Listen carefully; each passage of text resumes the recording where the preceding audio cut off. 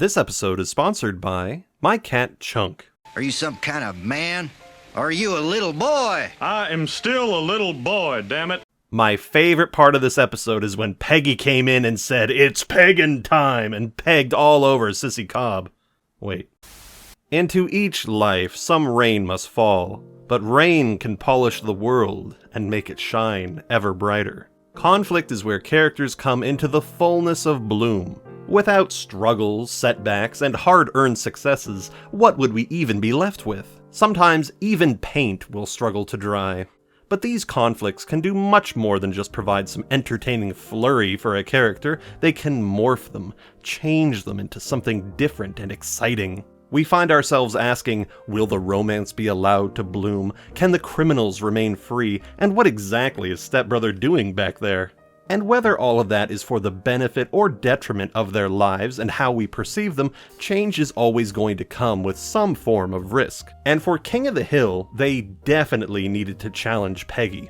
As one of the central characters, she's gonna be in a lot of episodes going forward, and she couldn't remain the supportive and well-meaning housewife forever, so where do we take her? Well, let's think about this. Her husband isn't crazy like Homer Simpson, so she can't serve as a counterbalance of stability, her child isn't a huge troublemaker, and all of her friends are generally pretty tame. Well, except maybe Min. Make love to me. No! So if she doesn't have someone to play off of, Peggy then has to become her own source of stories. And because we already have someone who is baffled by the world, played by Hank, and someone who is finding their place in the world, aka Bobby, we should therefore have someone who does what to the world? Challenges it, and that is what we get with Peggy Hill. The bones of this character are already in place. The sexual education story did a wonderful job of showing her conviction and inner strength. But what do you do when you've vanquished all of your enemies? What else can you do with a character like that? Have them settle onto their throne and kick back? Ha ha! Not while this show is still in syndication, you fools! As Tamburlaine the Great once said, quote, "I am the scourge of man and gods alike. My drums of war beat a ceaseless quake.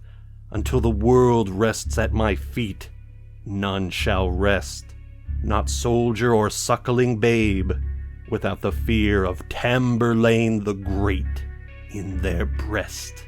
Well, actually, I made that quote up, but you get the point.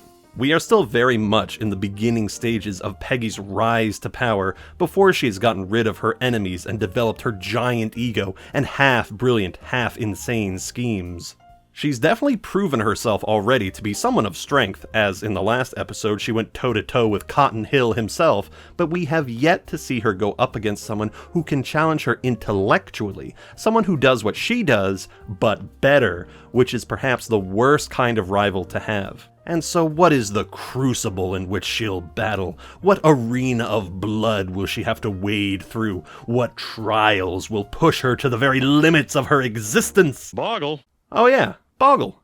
Okay, let's talk about that, shall we? For those plebeians not in the know, Boggle is a game in which a bunch of little word cubes are jumbled around and you have to make words from the available cubes. You can only use one letter per cube, and, okay, I gotta admit, this last rule I had no idea about until I made this video. Whatever letter you first choose then has to be touching the next letter you want to use, whether that be vertical, horizontal, or diagonal. I actually always thought you could just pick the letters at random, but the connecting factor, having to tie them all together, does add a bit of extra complexity. Not much. This is still very much a game that's designed for children after all, but this game is the neglected middle child between Scrabble and Bananagrams. It's the perfect low-stakes sort of game for Peggy to obsess over. It isn't something truly challenging, one that might take dozens if not hundreds of hours to master, but it's a game that you could be moderately good at after only a few short rounds. And this is where we see the birth of a trait that drives certain people crazy, and that is Peggy's unearned pride. Up until this point in the series, Peggy's been shown that she is moderately proud of some commendable acts, such as being a good mother, being an equal partner with Hank with a relationship that's built off of unspoken courtesies, a pretty strong softball player, and especially her dedication to her career as an educator. They don't just hand out those Substitute Teacher of the Year awards for nothing. And these are all excellent and relatable things. If somebody said, "Hey, I'm really proud of being a good parent," no one's gonna say, "Wow, you're a real blowhard, aren't you?" But then comes Boggle, which gets a disproportionate amount of attention. This is something that Peggy excels in, but really isn't all that commendable. However, at least in this episode, we can't really attribute all of this excess pride solely to Peggy, as there are larger forces outside that do influence what's going on. And it's those people and this event that gives Peggy permission to see herself as something bigger than she actually is. Her pencil becomes her ticket to greatness, and using nothing but her wit and her grit, she is going to burst onto the scene. So let's see how this journey gets going. The episode opens with Peggy explaining the rules of Boggle to Min and Nancy, with Min immediately trying to use Ba Mi Tom Yum, which is the name of a real Thai dish. And much to the animator's credit, the letters for those words are actually in the Boggle cubes shown on screen. But what's even crazier than just the letters being on the screen is that the individual words Ba, Mi, Tom, and Yum are actually playable in this Boggle setup, with all of the letters being within legal reach of each other, as if you could actually do this in the game. They're all right there, look at this! That is a nutty amount of detail for something that is only on screen for a second or two, but I appreciate it, darn it. Whoever you are, animators out there, I took notice, at least somebody did, and now everybody else knows. Congratulations! Of course, a little awkward here, non-English words aren't typically allowed to be used in Boggle, but this is just a fun little casual game, so let's let Min get those points. Come on, Peggy, give them to her, yeesh, you monster. But speaking of fun, on the other side of things, the guys get presented with the most hype commercial ever, which does a shockingly good job of making the act of lawn care look radical. It's also hilarious that, on top of all of this mower craziness, apparently the expo has 10,000 oil paintings that must be sold! Sounds like either someone is doing a little bit of money laundering, or they're absolutely desperate to get rid of all of those uninspired still lifes. You know, actually, my dad used to be a manager for John Deere, and seeing all this yard stuff does fill me with a powerful sense of nostalgia. Much of my childhood, well, before school anyway, was spent hanging out in the John Deere warehouse, terrified that the pipes would somehow get wrapped around my arms and the firemen would have to come and saw my limbs off. Childhood. Anyway, Peggy learns that there's a Boggle tournament being held to raise money for the Elks treasurer, which reminds me of a certain Kettleman family. Criminals have no recourse, and you two, you're criminals, big time. How dare you? Oh, you're fired. Oh, I quit. God, I could fix her, I swear. But anyway, Peggy tells Hank that Boggle is actually a game of wit, unlike the game that Hank is busy describing, Cow Bingo, in which a cow drops dung on a particular square in order to make, bingo. And Cow Bingo, beyond being the most Texan thing I've ever heard in my frickin' life, does actually sound like quite the strategic game. You never know when those cows are about to unload. Poo-poo moo-moos aside, Peggy begins her climb to the top of the Boggle world using words that are only found in Patsy Cline lyrics and finding the name Zachary Quinn Jr. in Boggle, earning her a giant-ass trophy, which, Bobby is quick to point out is, sorry Hank, bigger than Hank's MVP trophy. And beyond this, I have to say that, oh god, I can't do it anymore. I'm sorry, I've snapped confession time. I can't watch this episode without constantly thinking about that one legendary YouTube poop episode of the Boggle thing. Oh my god, I'm sorry. I know I can't be the only one thinking about this, but you better believe that whole thing used to be my jam back in the day. It is just too good and too iconic. Boy, that wife of yours is pretty good. I guess that's why they call her your better. Who calls her that? Okay, there we go. Better now. I've referenced it. I just had to get that out there. I'm all done. Whew. While Hank is busy being frozen in this weird Bigfoot pose, Peggy says that she doesn't care about the trophy, but that the real honor comes from getting to represent her town in the state championships. If this were a later season episode, like season 8 or 9, then you better believe Peggy would be wearing that trophy around her neck to the tournament. But for now, all she cares about is that Hank and her get to form a kick-butt team where they can win the Boggle tournament together and get to come home arm in arm in triumphant glory. And interestingly, this is the first time that we're told about Hank's career in football and the whole going to state business. And this is one of the things that I appreciate most about King of the Hill's writing style. It's actually a really smart way to do things, because they can test out a concept in a joke and see, does it land? Do people like this? Is this something that we want to, build upon later? And if they do, then they can weave it in later and say, hey, look, we did a little callback to that little joke way back when. It all links together. Very smart. And even better than all of that, it's actually a great way of rewarding viewers like me who are obsessively watching every episode and keeping an eye out for certain details and seeing when things get introduced. It's actually very rare that some character quirk or development or bit of backstory will come completely out of nowhere. Well, okay, at least until we get to seasons 10 and beyond, because, oh boy, that whole thing is just a random mess. In any case, Hank gets pumped to go with Peggy when he learns that the Boggle tournament is happening at the same time and in the same place as that Mower Expo.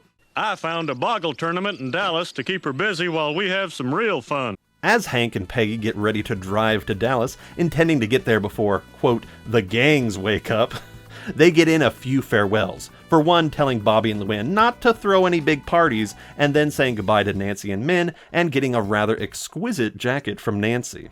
And I gotta say, that jacket, which has, patches from all of the businesses that are sponsoring Peggy's trip, is actually pretty darn boss, I'm not gonna lie. I mean, I'd wear it. I also really, really love this early morning feel to this scene. It really captures that still and surreal 4 a.m. feeling. It's just so excellent. That sky, man, is just the right kind of light and dark. It just works so well. Once they arrive at the Dallas hotel, we are treated to this excellent shot of the lobby, which has that sort of lavish green marble feel that just goes so far in communicating that this is indeed a very high-end sort of place. Upon arriving, Peggy gets a round of applause, a bunch of gifts, and a Boggle lei, which is both charmingly tacky and the kind of thing that I would hold on to forever. In this environment, Peggy is the superstar and Hank is the fish out of water, but not because he's being excluded or anything. The welcoming committee lady even offers to take him to a class that will let him make his own wallet, which sounds cool as all heck, but oh no, Hank is so interested that he passes up this hospitality, putting him into a very awkward position. Which is weird because making your own wallet sounds like the most Hank thing to do ever. So here's why I want to talk about the subplot in just one go. Because back at the house, Bobby and Luann go through a series of escalating incidents, going from a ring on the coffee table to a bit of varnish getting on the carpet to a blown out electrical socket. Okay, actually, maybe that last one was a good thing to have gone wrong, because if it shorted out that easily, then maybe it was time to get it looked at. I mean, at least they didn't plug in like a fan or something and then walk away. With all of those sparks going out, I mean, that could have started a fire. I don't know. It looked a little bit more serious, than I think the show maybe wanted us to think. Now, I don't know if y'all ever watched Malcolm in the Middle back in the day, but all of these cutbacks to Bobby and Luann feel extremely similar to the kind of stuff that Malcolm in the Middle would do with its plots, especially with how sort of like end of the world these stakes feel. Like, oh my gosh, we're gonna get in so much trouble. I don't know, it just captures such a powerful feeling of dreadful inevitability. It's just like, here they come, the parents are coming home, you're gonna get it. Urgh. I love it, I love how it escalates, and of course I love Mr. Solid Snake himself. We'll come back and see how this wraps up a little later. Back in Dallas, we get the arrival of Boggle superstar Sissy Cobb, who's won this tournament for 7 non-consecutive years. And I have been waiting for Sissy to appear because I believe it's this lady who essentially, quote, ruins Peggy, unquote. To put it inelegantly, I think that Sissy Cobb is a hyper-exaggerated version of who Peggy would eventually become in the series. A smarmy, too big for her britches, snarky, self-important monster that laughs obnoxiously at her own jokes. Why, you're at the very beginning of a rags to riches story. It is my firm belief that, at least thematically, Sissy Cobb and this early version of Peggy do a sort of fusion at the end of this episode. It's as if the writers had so much fun writing Sissy's overblown and crazy ego that they thought to themselves, hey, this is both a really fun thing to do and it's so delicious to write, what if we incorporated elements of this lady into future episodes with Peggy? I think that if it weren't for Sissy Cobb, Peggy may have been a rather directionless character throughout the series, but instead, we got something quite different. And now, I know a lot of people really hate Peggy, and I would never say that you're wrong. There are plenty of valid criticisms of Peggy out there, But here's the thing, at a certain point, I stop seeing Peggy as a purely rational human being. She becomes so much more than that. She becomes a force unto herself. Let me put it this way. I look at Peggy the same way I look at Godzilla. And yes, I could critique Godzilla for all the property damage he causes. I can even shake my head at the path of destruction, but Godzilla doesn't care. He is Godzilla for Desodroya's sake. It is so much more cathartic and enjoyable to just embrace the destruction and revel in his chaos. Once you stop seeing Peggy as a person and as a monster, it becomes so much easier to just let her do whatever she wants and laugh the whole way through. Dang.